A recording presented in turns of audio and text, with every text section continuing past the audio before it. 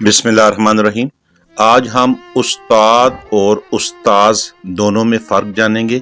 हालांकि इन दोनों में हमारे यहाँ फ़र्क नहीं समझा जाता, मगर सेहत के एतबार से उस्ताद हर किस्म के अमली और फ़नी काम सिखाने वाले को कहते हैं, जबकि उस्ताद सिर्फ फ़िक्री, इल्मी और किताबी शऊर देने वाले के लिए इस्तेमाल होता है।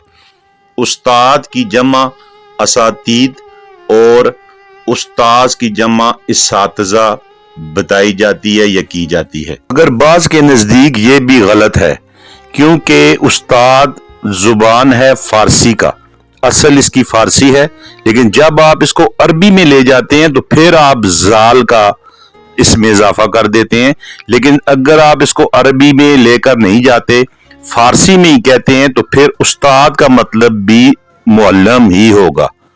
बाज़ हजरात इस तहकीक का अक्स बताते हैं कि उस्ताद असल है और उस्ताद इसका मुफर्रस है, मगर अरबी और फारसी अल्फाज की साख्त में गौर करने से यही वाज़ेह होता है कि उस्ताद फारसी उल असल है, यानी ये लफ्ज़ फारसी का है, इसे अरबी में ले जाकर दाल और जाल से बदल दिया गया है। इसके अलावा कदीम जो अरबी लुगात है उसमें इस लफ्ज़ का मौजूद न होना इस बात की इलामत है कि ये लफ्ज़ अरबी लफ्ज़ नहीं है, यानी कि ये मुस्तहार लिया गया है फारसी से। अब मुफर्रस और मुहरब किसको कहते हैं, इसको भी हम देख लेते हैं। अब इसमें बाज़ लोग कहते हैं कि ये जो लफ्ज़ उस्ताद है ये मुफर्रस है। मुफर्रस वो लफ्ज़ जो फारसी में डाल दिया गया हो, यानी असल लफ्ज़ किसी और ज़ुबान का हो और उसे फारसी में डाल दिया गया हो।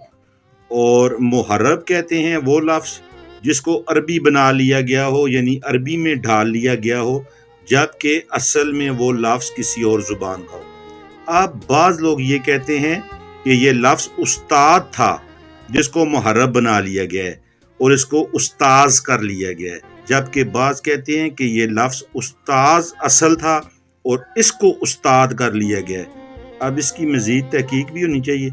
अल्लाह पाक आपका मेरा हम सब का अमीन नासिर हो। वस्सलाम।